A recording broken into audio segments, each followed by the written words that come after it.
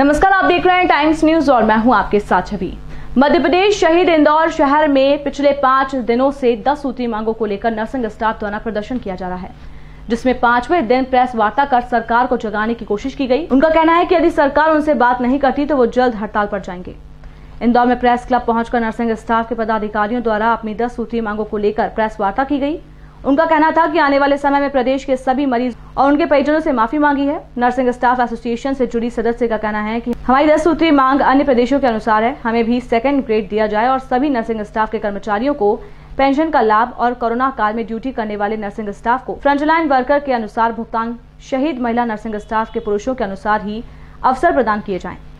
इसी तरह की अन्य मांगे भी हैं जिसे हम मीडिया के सामने आकर सरकार तक पहुंचाने की कोशिश कर रहे हैं। यदि सरकार आने वाले दिनों में हमसे बात करने के लिए व्यक्ति पर नहीं आती तो हम इस पूरे प्रदेश में हड़ताल के रूप में जाने को विवश हो जाएंगे और हड़ताल पर जाने से जो अव्यवस्था स्वास्थ्य विभाग में सामने आएगी उसकी जिम्मेदारी सरकार की होगी। खैर, जिस तरह से नर्सिंग स्टाफ द्वारा अब अपने 7 दिवसीय प्रदर्शन के बाद हड़ताल पर जाने की बात कही जा रही है, तो कहीं ना कहीं पूरा नर्सिंग स्टाफ सरकार को खेलते हुए नजर आ रहा है। सबसे पहले तो मैं आम जनता से आने वाली असुविधाओं के लिए क्षमा चाहूँगी हम सभी नर्सेज की तरफ से, और मैं चाहूँगी कि जितने भी हमारे मीडिया बंधु हैं ये जो हमारी बातें हैं वो सरकार तक पहुँचाने की कोशिश करें।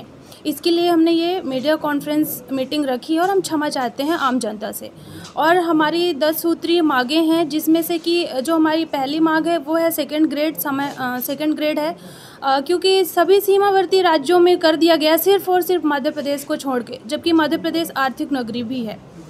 और दूसरी है कि पुरानी पेंशन योजना चालू की जाए, क्योंकि आप नेता विधायक मंत्री एक दिन के लिए भी बने, आप उन्हें ताउम्र पेंशन देते हैं, तो ये भेदभाव हमारे साथ क्यों? क्योंकि हम पढ़ लिख कर आते हैं, इतने 60-65 सालों तक अपनी सेवाएं देते हैं, उसके बावजूद भी पेंशन योजना नहीं है, होनी चाहिए, मेरा कहना ये है।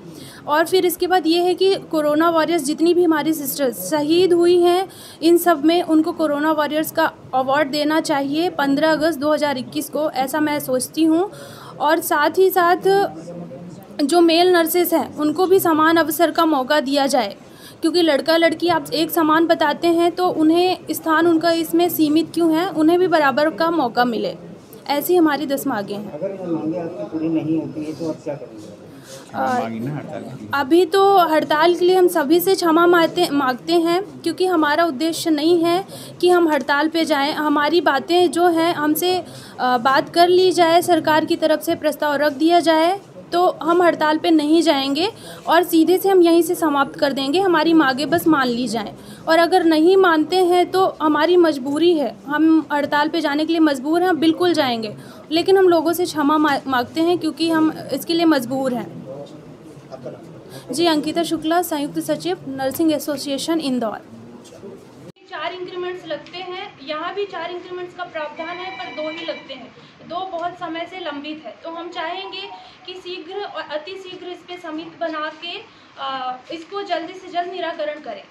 फिर जो हमारी 9वीं मांग है वो बरसों से पड़ी हुई पदोन्नत के लिए है, डिजिग्नेशन के लिए, जिसमें कि हम चाहेंगे कि सीनियर नर्सिंग ऑफिसर और नर्सिंग ऑफिसर का पद हमें दिया जाए, क्योंकि मध्य प्रदेश छोड़ के बाकी सभी आप केंद्र सरकार में देख लीजिए या मध्य प्रदेश के राज्य सरकार में देख लीजिए, उनको सीमावर्ती राज्यों में भी उनको नर्सिंग ऑफिसर और सीनियर नर्सिंग ऑफिसर का दर्जा दिया गया, परंतु हमारे मध्य प्रदेश में यह नहीं है, आर्थिक नगरी होने के बाद भी। कॉन्स्टिट्यूशन में बराबरी का अधिकार है मेल और फीमेल को, परंतु कुछ सेक्टर में इनके दायरे जो है सीमित कर दिए गए हैं, तो ऐसा नहीं होना चाहिए, मैं ये कहना चाहूँगी। और ब्लैक फंगस भी महामारी अपने चरम पे, कोरोना ढलान पे है लेकिन ब्लैक फंगस चरम पे है। इस महामारी को ध्यान में रखते हुए हमने ये विरोध सप्ताह घोषित किया है।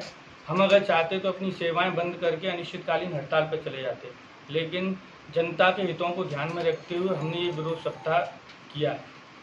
लेकिन ये विरोध सप्ताह में हमें आज 5वां दिन, इस विरोध सप्ताह में सरकार, शासन, प्रशासन किसी ने भी हमारी सुध नहीं ली।